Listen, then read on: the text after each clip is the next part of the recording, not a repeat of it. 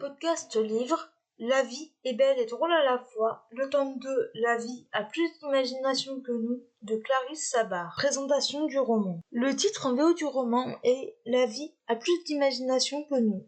Il a été publié en France en 2019 aux éditions Charleston. Il fait 298 pages. Je lui ai mis la note de 8 sur 10 et le conseille à tout le monde. 4e de couverture. Après sa récente rupture avec Clément, Léna redoutait une fois encore les vacances de Noël dans sa famille quelque peu agitée. Mais elle n'imaginait pas avoir affaire à un nouveau cataclysme. Cette fois, c'est son père qui fait des siennes. Une semaine avant Noël, la voilà forcée de venir le chercher à l'hôpital, car il a été ramassé ivre-mort devant la grille du cimetière de Valéno. Qu'est-ce qui lui a pris? Et pourquoi a-t-il rompu avec sa dernière conquête? Comme si cela ne suffisait pas, sa mère a décidé de la recaser avec Clément.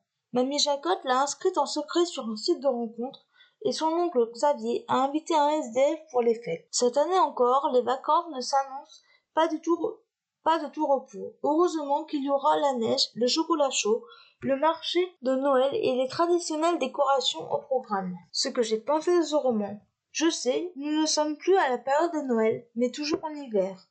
Je veux faire durer un peu les romances de cette période. Nous retrouvons Léna qui retourne passer les fêtes de fin d'année dans son village natal après sa rupture avec Clément. Elle y retrouve sa famille, toujours aussi loufoque. Les personnages sont attachants. Léna a du mal à se remettre de sa rupture. Entre elle et son ex, c'est un peu tendu. Elle doit aussi composer avec sa famille qui a quelques difficultés. Clément est froid et taciturne depuis la perte de son restaurant. Malgré tout, on sent qu'il a toujours des sentiments pour l'héroïne. Violette, la nièce de Léna, est extravagante. Elle n'apprécie pas vraiment leurs invités. Emma Lou est une jeune fille un peu particulière. Elle a des secrets. Les autres protagonistes apportent de la légèreté à l'intrigue. L'intrigue est pleine de sensibilité et aborde, malgré la légèreté, des thèmes importants. La romance prend son temps, mais elle est très jolie. L'écriture est simple et efficace. La fin clôt à merveille le récit. J'ai noté tout de même quelques petites longueurs. Extrait du livre.